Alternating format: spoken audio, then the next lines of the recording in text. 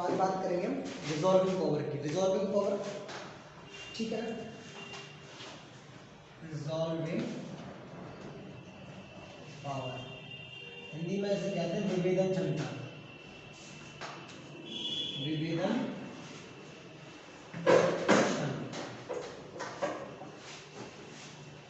देखो resolving power होती क्या है, जैसे आपके पास कोई भी ऑप्टिकल इंस्ट्रूमेंट है। ऑप्टिकल इंस्ट्रूमेंट में क्या क्या आता है, जैसे कि टेलीस्कोप, माइक्रोस्कोप, ग्रेटिंग और एक प्रिज्म। रिजॉल्विंग पावर क्या होती है, जैसे आपके पास दो कोई ऑब्जेक्ट रखी हुई है, ये या कोई दो स्पेक्ट्रल लाइन है। स्पेक्ट्रल लाइन क्या होती है, वेवलेंथ की, λ1 एंड λ2। जब ऑप्टिकल इंस्ट्रूमेंट या ये दो ऑब्जेक्ट्स या दो स्पेक्ट्रल लाइंस, ये दो ऑब्जेक्ट्स या spectral line, spectral line clearly देख सके, तो क्या कहेंगे कि हमारे ऑप्टिकल इंस्ट्रूमेंट ने दोनों को अलग अलग रिजॉल्व कर लिया है। ठीक है ना, जब जिन दोनों पॉइंट्स को जब हमारा ऑप्टिकल इंस्ट्रूमेंट अलग अलग रिजॉल्व करके देख सके, तो वो क्या कहलाती है, उसकी रिजॉल्विंग पावर। ठीक है ना, मान लिया आपके पास दो वेवलेंथ है λ1 एंड λ2, इसकी मीन वेवलेंथ है, इसका माध्य जो कहते हैं लैम्डा है, इनके बीच का डिफरेंस है डी लैम्डा। λ1 बड़ा हो सकता है या λ2, आप ये क्या सिंबल होता है, दोनों को आप सब्ट्रैक्ट कर सकते हैं। तो आपकी रिजॉल्विंग पावर की जो वैल्यू आएगी वो होता है λ/, किसी भी ऑप्टिकल इंस्ट्रूमेंट्स के लिए रिजॉल्विंग पावर की वैल्यू λ/d। हमें इतना याद रखना है, ठीक है। इसके बाद नया टॉपिक होता है इसमें, ये तो रिजॉल्विंग पावर हो गई। Limit of resolution, limit of resolution. अगर इसकी डेफिनेशन लिखना चाहे ना रिजॉल्विंग पावर की, it is the ability to separate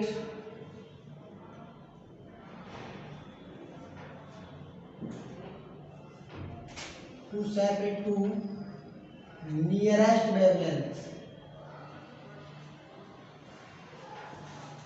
मतलब जो पास की दो वेवलेंथ है उनको अलग देख सकते हैं, तो क्या कहलाएगी, रिजॉल्विंग पावर कहलाएगी। लिमिट ऑफ रिजोल्यूशन क्या होता है, आपके पास दो पॉइंट ऑब्जेक्ट रखी हैं या दो स्पेक्ट्रल लाइन है, उनके बीच का minimum angular separation, minimum angular separation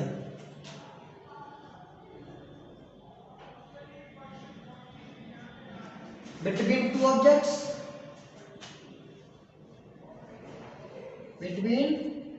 objects, known as limit of resolution। ठीक है ना, एक और बात वेरी इंटरेस्टिंग चीज ये है कि लिमिट ऑफ रिजोल्यूशन जो होता है वो 1/, रिजॉल्विंग पावर होता है।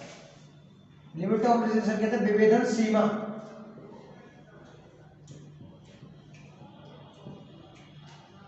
रिजॉल्विंग पावर क्या होती है, दो वेवलेंथ को अलग अलग पहचानने की क्षमता।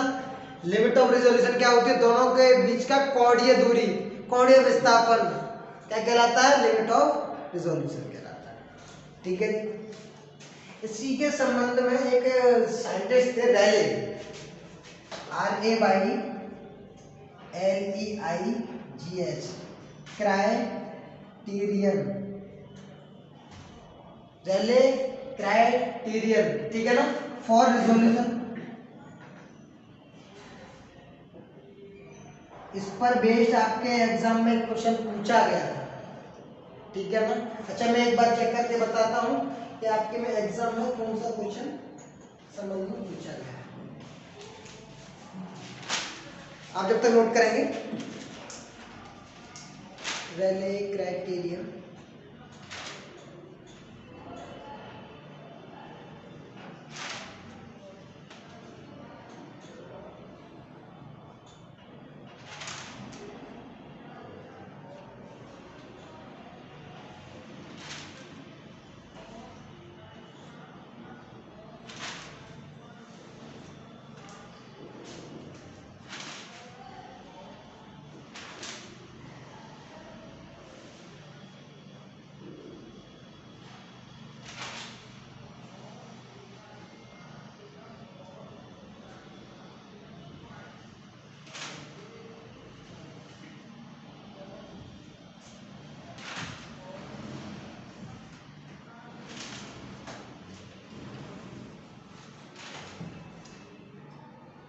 क्वेश्चन कुछ इस तरह से था कि what is the condition of Rayleigh criterion, Rayleigh की कसौटी की स्थिति क्या है, ठीक है ना।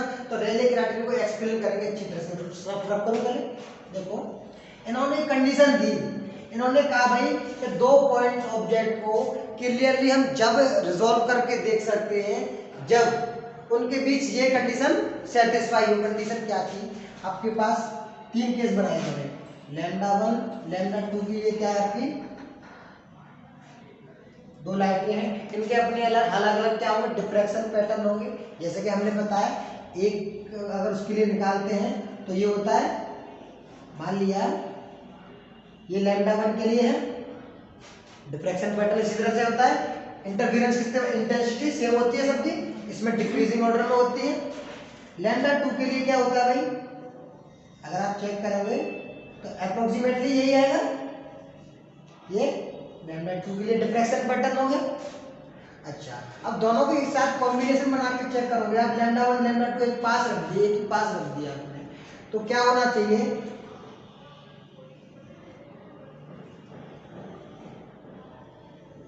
इन्होंने कहा भाई इसके एक मैक्सिमा ए ये है, एक मैक्सिमा बी ये है, λ1 के लिए ये मैक्सिमा है, λ2 के लिए ये मैक्सिमा है।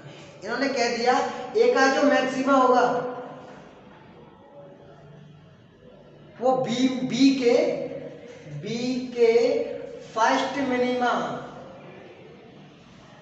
के साथ क्या होगा, फिक्स होगा।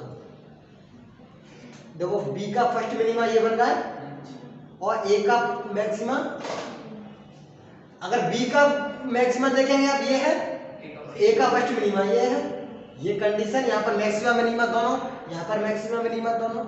तो कंडीशन क्या थी कि दोनों ऑब्जेक्ट को आप क्लियरली जब देख सकते हैं या जब रिजॉल्व कर सकते हैं जबकि एक का मैक्सिमा दूसरे के मिनिमा के साथ फिक्स हो। इन्होंने पूरा एक्सपेरिमेंट किया था, मान लिया, पहले उन्होंने कहा कोई नहीं λ2 को ऐसा करो दूर दूर लेके देखो, दिस इज λ1 दिस इज λ2। जब उन्होंने इस चीज को देखा तो भाई कुछ इस तरह से डिफ्रैक्शन पैटर्न आया, इसका मान लिया ये आ गया,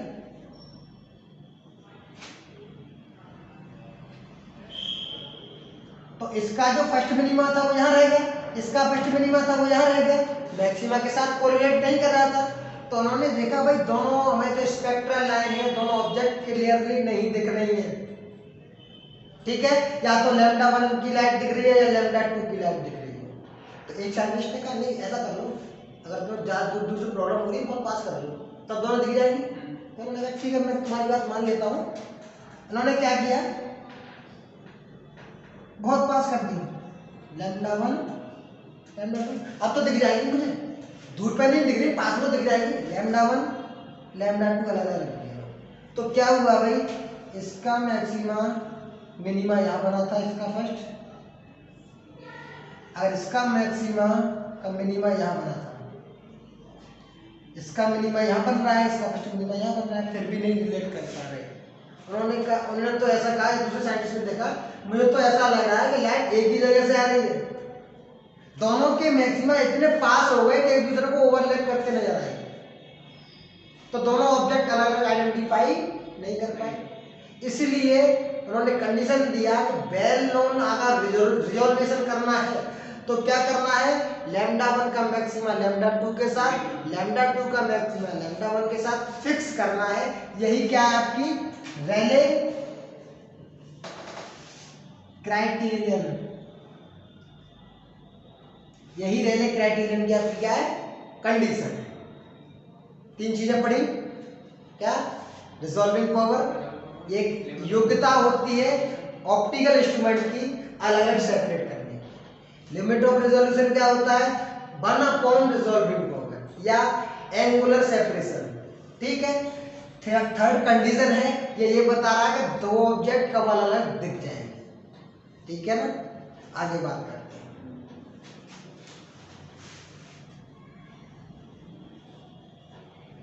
नेक्स्ट है आपके भाई resolving power of telescope,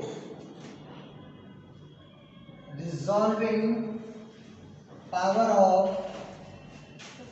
a telescope. Important है। इसको क्या कहते हैं? टेलीस्कोप को दूरदर्शी।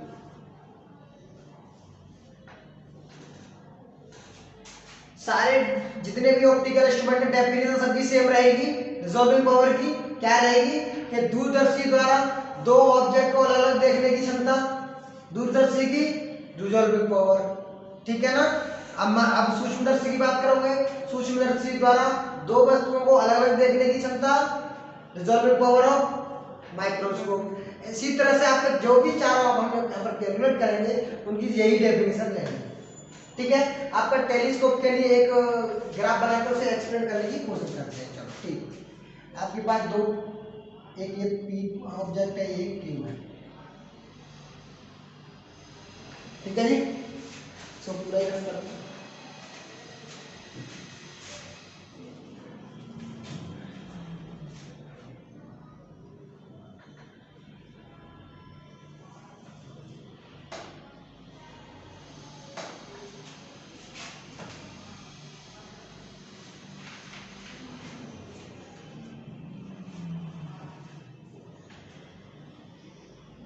ठीक, उन्होंने कहा पी और क्यू का दो ऑब्जेक्ट है, ये किसी लेंस से एल जा रही है, इनके बीच का सेपरेशन कितना है? स्मॉल डी है। उनके बीच का सेपरेशन कितना है? कैपिटल डी है, ठीक है। तो दोनों आपकी जो ऑब्जेक्ट है क्लियरली जब रिजॉल्व हो कही जा सकती हैं, तो मान लिया क्यू का मैक्सिमा है मिल रहा आपको, एक सेकंड, ठीक है। मान लिया ये पी डैश है कोई पॉइंट, ये कोई पॉइंट क्यू डैश, कोई भी पॉइंट मान लिया।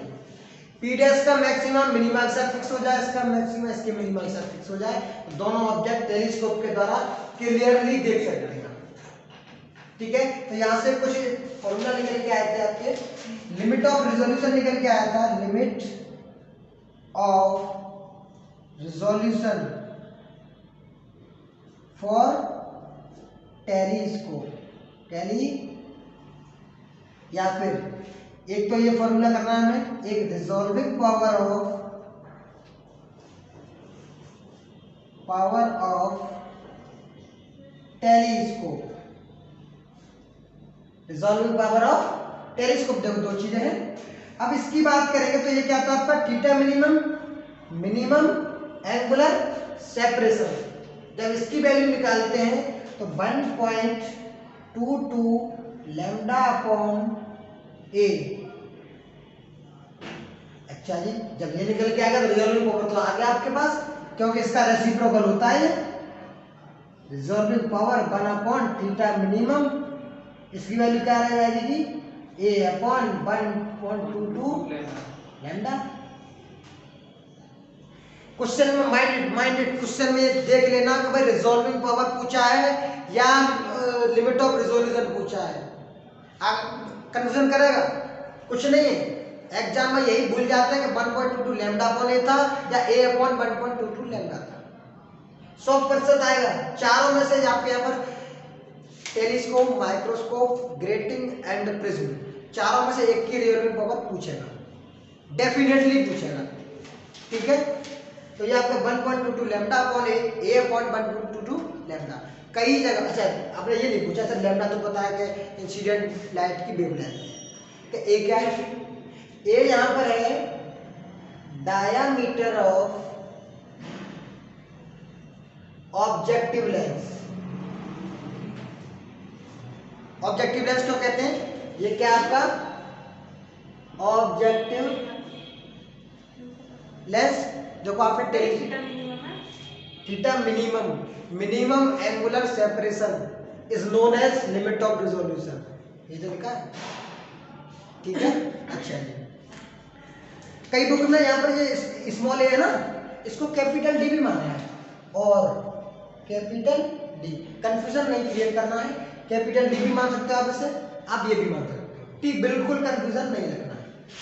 इसे ऑब्जेक्टिव लेंस क्यों कहते हैं? क्योंकि आपने जब कभी भी टेलीस्कोप देखा हो, कुछ इस तरह से होता है कि इस तरफ से मान लिया आपने इसको देख रहे हो, ठीक है, इधर से आपकी आई लगी होती है, ठीक, और इधर आपने कोई ऑब्जेक्ट रखा है, तो दो तरह के लेंस हो गए, एक तो आई लेंस और एक ऑब्जेक्टिव लेंस।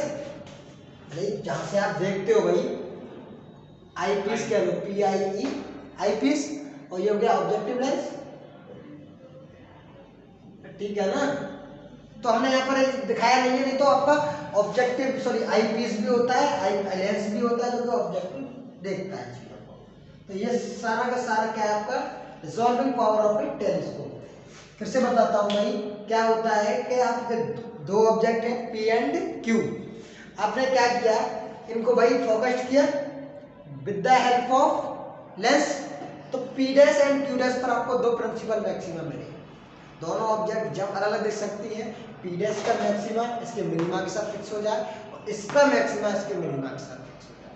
जब इसको कैलकुलेशन किया गया तो उसका फॉर्मूला निकल के आया 1.22 लैम्डा अपॉन 8, ठीक है ना।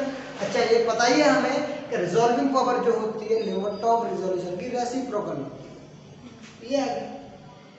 याद रखेंगे small a is the diameter of objective lens, या एक और नाम ले सकते हो आप इसे अपर्चर ऑफ ऑब्जेक्टिव लेंस।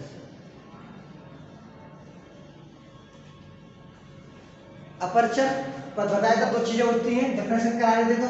ये होता है आपका अपर्चर और ये होता है आपका कोई भी ओपेक रीजन। दो चीजें बताई थी, बेंडिंग ऑफ बीम, यहाँ से बेंड हो जाएगी या यहाँ से आगे बेंड हो जाएगी, ये डिफ्रैक्शन कहलाता है आपका। बेंड होना किसी भी कॉर्नर से, किसी भी ओपेक रीजन से या ऑब्स्टेकल से या फिर अपर्चर से लाइट का बेंड होना क्या कहलाता है, डिफ्रैक्शन कहलाता है। ये बताया था। इंटरफेरेंस क्या कहलाता है, जब दो लाइट रे सेम फ्रीक्वेंसी की, लगभग सेम एम्पलीट्यूड की, सेम डायरेक्शन में जाती हैं, तो क्या होता है, सुपर इम्पोजिशन होता है। वहां पर क्या होता है, कई जगह मैक्सिमम मिलता है, कई जगह मिनिमम मिलता है, मतलब कई जगह अंधेरा होता है, कई जगह पर प्रकाश होता है ना। डार्क होती है फ्रेंड्स या ब्राइट होती है, ये आपका इंटरफेरेंस था। बात करते हैं रिजॉल्विंग पावर ऑफ माइक्रोस्कोप की, रब करो ओके।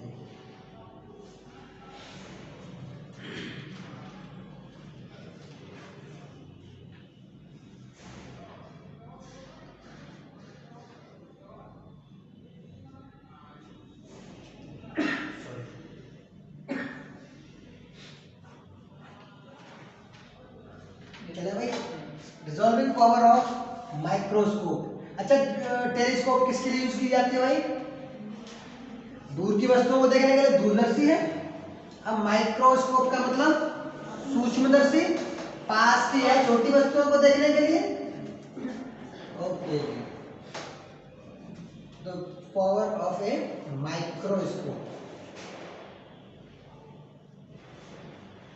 या सूक्ष्म दर्शी। डेफिनेशन सेम रहेगी, दो ऑब्जेक्ट्स को अलग अलग देखने की क्षमता या अलग अलग रिजॉल्व करने की क्षमता या दो वेवलेंथ को अलग अलग सेपरेट करने की क्षमता क्या कराएगी, रिजॉल्विंग पावर ऑफ माइक्रोस्कोप। आपने कर दिया भाई, चलो ठीक है। आपने दो ऑब्जेक्ट ले ली, एक ऑब्जेक्ट P है, एक ऑब्जेक्ट आपकी Q है।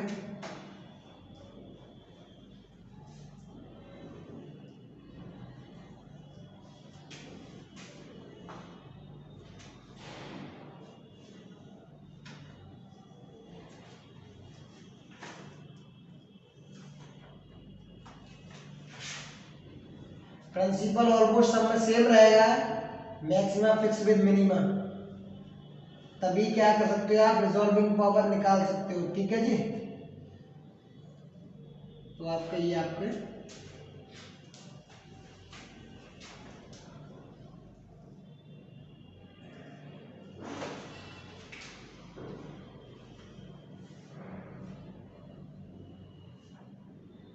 ये एंगल थीटा है, ये एंगल आपका अल्फा है।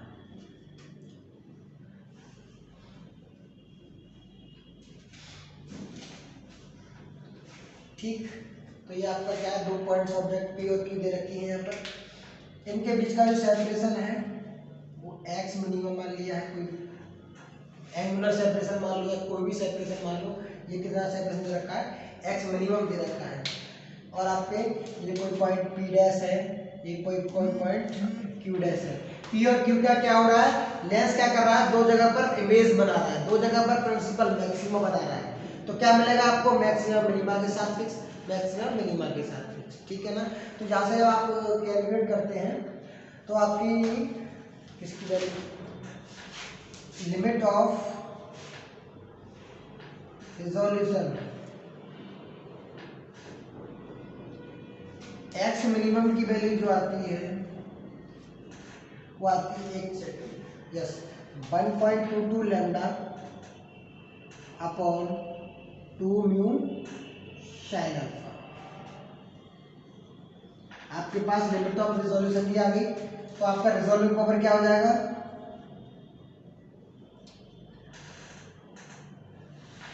रिजोल्विंग पावर हो जाएगा 1 अपॉन एक्स मिनिमम, तो ये हो जाएगा 2 mu sine alpha upon 1.22 lambda. Alpha क्या है यहाँ पर, अल्फा ये एंगल दे रखा है। एक्चुअली में क्या होता है, ये मान लिया ए बी कोई आपका अपर्चर हो जाएगा, angle A P B equal to होता है 2 अल्फा। इसलिए यहाँ से आपका जहाँ से डिवाइडेशन होता है तो एंगल मिलता है आपको अल्फा। लैम्डा क्या है, जो लाइट इंसिडेंट हो रही है, लैम्डा हो जाता है। अच्छा जी, म्यू क्या है, म्यू क्या है, mu is the refractive index of given medium. आपका जो भी मीडियम दिया है उसका क्या है, refractive index. For air mu equal to 1, for water mu equal to 1.33, for glass mu equal to 1.5। Mu की डिफरेंट वैल्यू होती है, म्यू की वैल्यू जितना ज्यादा होगी उतना ज्यादा मीडियम डेंस होता है, मींस घना भरा हुआ होता है। एयर में क्या होता है, फ्रीली मूव करते हैं, ठीक है। आपका वाटर क्या है, वाटर एयर के कंपेरिजन में तो डेंस ही है 1.33। ग्लास क्या है, आपके वाटर से भी ज्यादा डेंस है 1.5। सबसे ज्यादा डेंस मीडियम कौन सा होता है, बता, diamond. Diamond is the, diamond की वैल्यू आई थिंक ये 2.4 होती है, अगर गलत हो मैं कह नहीं सकता, 2.4 होती है आई थिंक, ठीक है ना। तो ये आपका रिजॉल्विंग पावर ऑफ माइक्रोस्कोप के फॉर्मूला है 1.22 lambda upon 2 mu sine alpha, 2 mu sine alpha upon 1.22 lambda, ठीक है। अच्छा एक और बात बता दूं, कई बुक्स में ऐसे दे रखा है 1.22 लैम्डा अपॉन न्यूमेरिकल अपर्चर, या फिर इसको कैसे कह सकते हैं, न्यूमेरिकल अपर्चर अपॉन 1.22 लैम्डा। इसको कह सकते हैं 1.22 लैम्डा अपॉन न्यूमेरिकल अपर्चर, इसको कह सकते हैं न्यूमेरिकल अपर्चर अपॉन 1.22। अच्छा जी, टेलीस्कोप से कैसे रिलेट करेंगे इसे, वहां क्या था फॉर्मूला, 1.22 लैम्डा अपॉन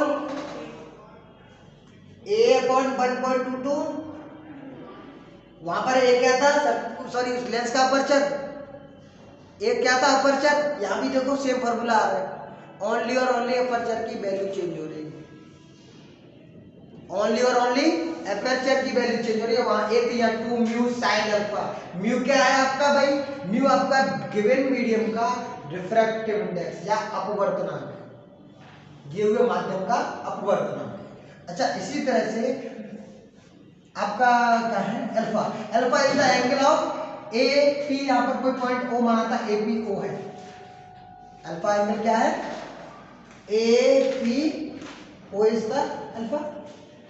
तो ये आपका होगा resolving power of a microscope. कोई डाउट हो तो आप पूछ सकते हैं। दो तरह की रिजॉल्विंग पावर हो चुकी है। चलो भाई आगे चलते हैं, कौन सा ग्रेटिंग।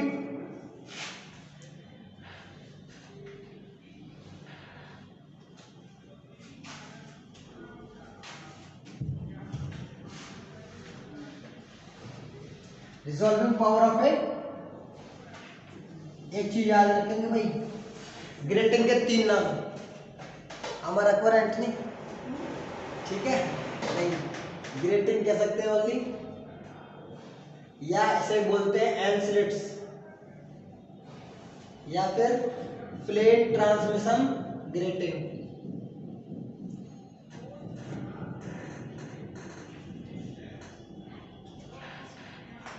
ठीक है ना, चाहे भगवान कह लो, चाहे अल्लाह कह लो, चाहे गॉड कह लो, बात एक ही हो।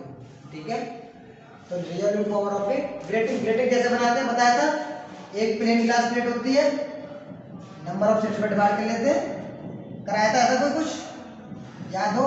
डिफ्रैक्शन जब करा रहे थे तो एक सिंगल स्लिट के लिए होता था, एक स्लिट के लिए, वहां ये कराया था। ठीक है, अब भाई तुम्हें याद नहीं थी, ये चीजें गलत है। इन दोनों के बीच का डिफरेंस कितना बताया था, ए प्लस बी, क्या बोलते हैं, ग्रेटिंग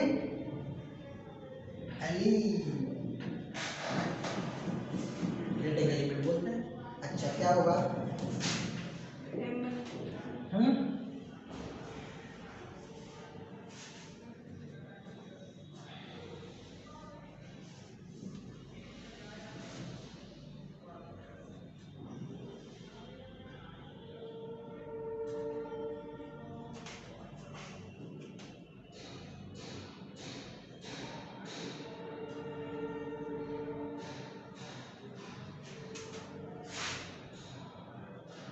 कंडीशन वही लगनी है भाई।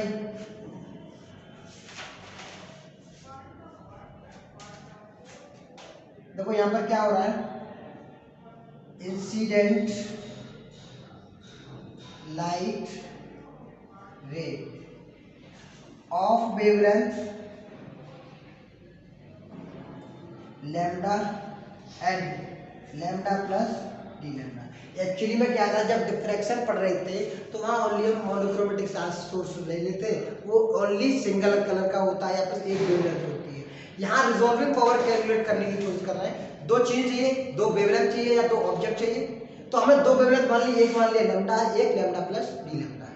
जब भाई आपके पास दो वेवलेंथ है तो डिफ्रैक्टेड लाइट रे दो मिलेंगी, क्यों, रीजन बता रहा हूँ। म्यू इक्वल टू क्या होता है, c upon lambda, lambda different mu different, v equal to c upon mu, mu different तो बी डिफरेंट। जब भाई डिफ्रैक्टेड लाइट का वेवलेंथ डिफरेंट अलग अलग होगा तो रिफ्रैक्टिव इंडेक्स भी अलग होगा, रिफ्रैक्टिव इंडेक्स अलग अलग होगा तो उनकी स्पीड अलग अलग होगी, स्पीड अलग अलग होगी तो डिफ्रैक्टेड एंगल अलग अलग होंगे। ठीक है, मान लिया ये जो आपकी पहली वाली लाइट है ये थीटा एंगल पर निकल रही है, ये है लैम्डा वाली लाइट। इसी तरह से यहाँ से मान लिया ये थीटा वाली लाइट है, ये लैम्डा से निकल रही है। देखो दो लाइट रे इंसिडेंट करेंगे, लैम्डा प्लस डी लैम्डा, तो डिफ्रैक्शन भी दो वेवलेंथ का होगा, लैम्डा का और लैम्डा प्लस डी लैम्डा का।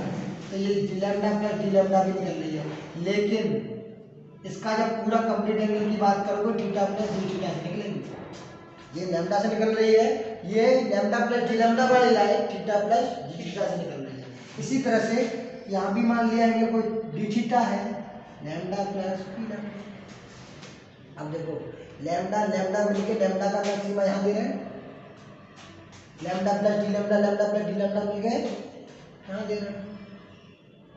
कंडीशन वही, लैम्डा प्लस डी लैम्डा का मैक्सिमा फर्स्ट मिनिमा से फिक्स करेगा लैम्डा के। देखो ये जो आपका लैम्डा का मैक्सिमा तो ये है, ये जो आ रहा है ये लैम्डा प्लस डी लैम्डा का फर्स्ट मिनिमा है, फिक्स है। इसी तरह से लैम्डा प्लस डी लैम्डा का मैक्सिमा ये है और ये जो है लैम्डा का फर्स्ट मिनिमा है। कंडीशन फॉलो हो रही है। जब इस चीज को सॉल्व करके लेके आते हैं तो बहुत ही बढ़िया सा आपका रिजॉल्विंग पावर ऑफ ग्रेटिंग के लिए फॉर्मूला जो निकल के आता है, कर दूं सर अभी नहीं कर दूं।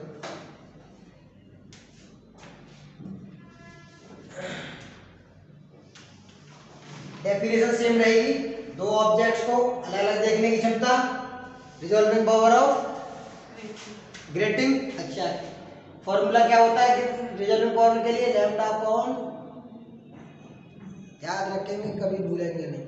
अगर आपको लैम्डा 1 दे दे मान ले 5000 एंगस्ट्रॉम, लैम्डा 2 दे दे 4000 एंगस्ट्रॉम, रिजॉल्विंग पावर बता सकते हो?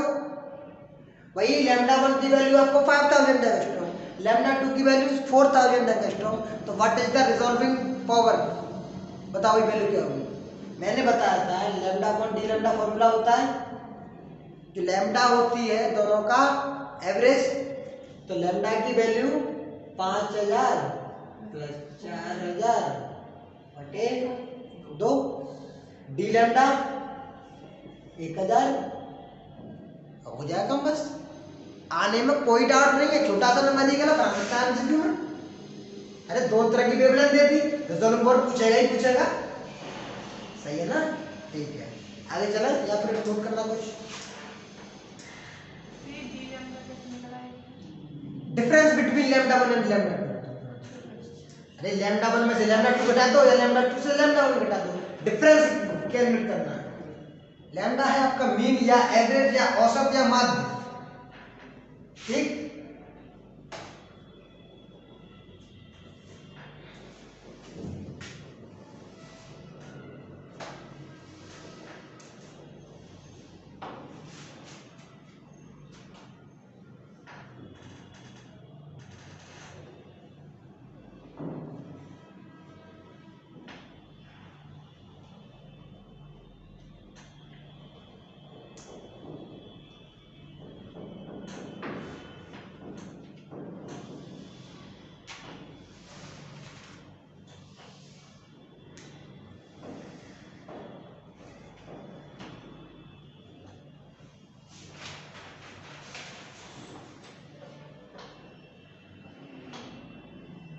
चले, अच्छा इसका एक छोटा सा डेरिवेशन है, मैं इसकी रिजॉल्विंग पावर कैलकुलेट कर ही देता हूँ, हालांकि आपको याद नहीं रखना है अभी के लिए, पर मैं मेरा मन कर रहा है तो मैं इसको डेरिवेशन कर ही देता हूँ, ठीक है?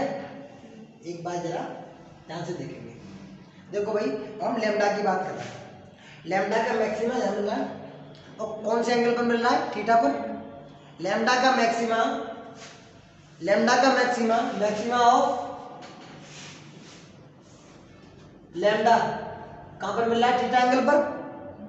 तो क्या होगा? अच्छा, डिफ्रैक्शन थ्योरी से, ग्रेटिंग की डिफ्रैक्शन थ्योरी से a plus B sine theta equal to N lambda, ये मैक्सिमा की कंडीशन थी, और सॉरी ये मैक्सिमा की कंडीशन थी।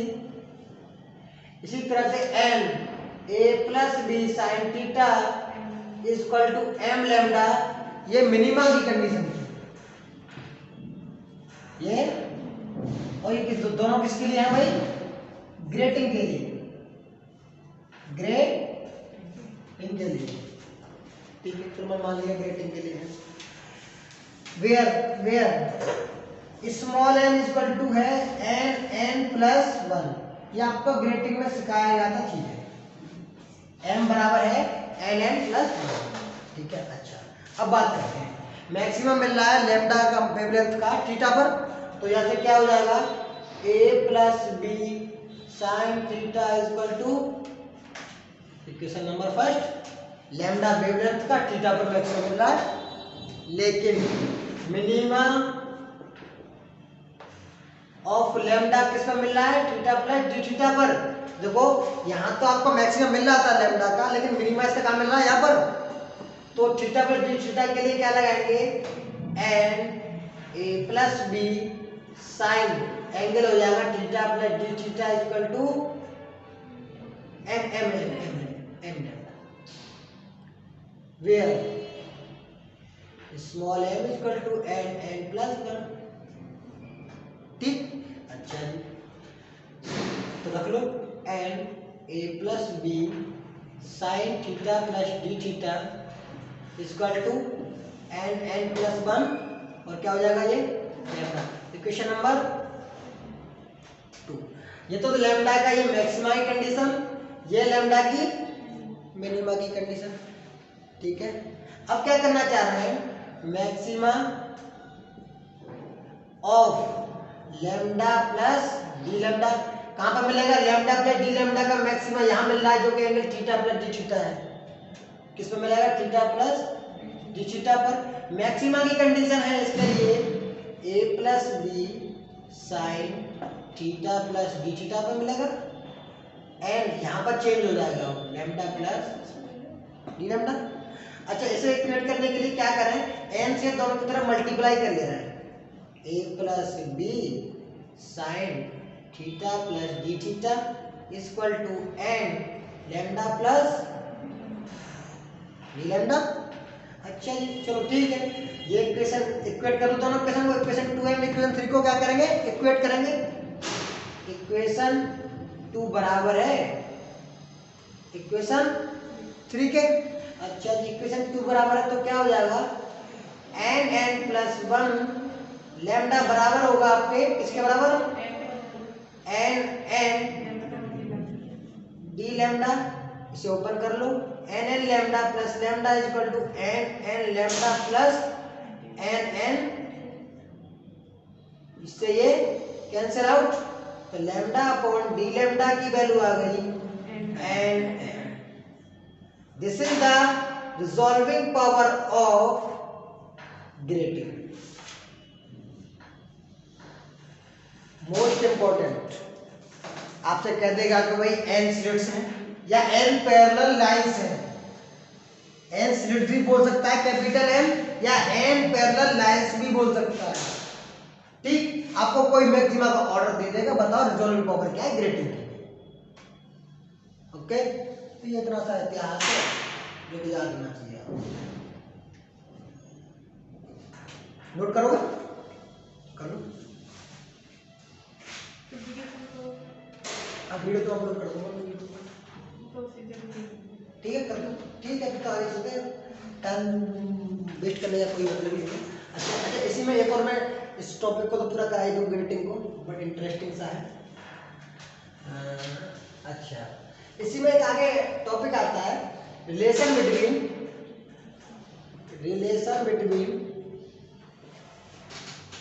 Dispersive power and resolving power of A grating. Grating के लिए आप क्या करना चाह रहे हो, dispersive power and resolving power के बीच एक रिलेशन निकालना चाह रहे हो। अच्छा,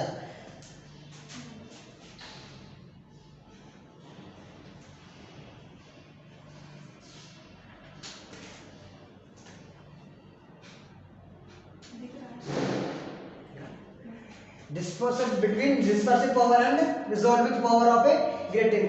तो इसमें क्या होगा कि डिस्पर्सिव, ठीक है, हमने ग्रेटिंग के लिए डिस्पर्सिव पावर का फॉर्मूला बताया था, dispersive power D theta over D lambda, ठीक है ना। D theta upon D lambda होता है N upon A plus B cos theta. अच्छा देखो भाई, हमारे पास फॉर्मूला क्या निकल के आया, lambda upon D lambda equal to N. और हम क्या कर रहे हैं इसमें, lambda upon D lambda N upon A plus B cos theta into N A plus B cos theta. इसमें अब ऊपर नीचे A plus B cos theta से मल्टीप्लाई कर दिया है, तो ये बन जाता है lambda upon D lambda D theta over D lambda into आपका टोटल अपर्चर की वैल्यू होती है एन ए प्लस बी कॉस थीटा, क्या होता है, टोटल अपर्चर की वैल्यू होती है। इसलिए रिजॉल्विंग पावर इक्वल टू आ जाएगा डिस्पर्सिव पावर, पूरा लिखता हूं, रिजॉल्विंग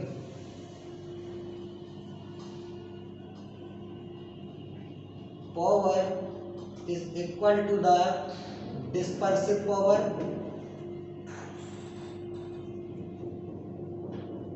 इनटू टोटल अपर्चर।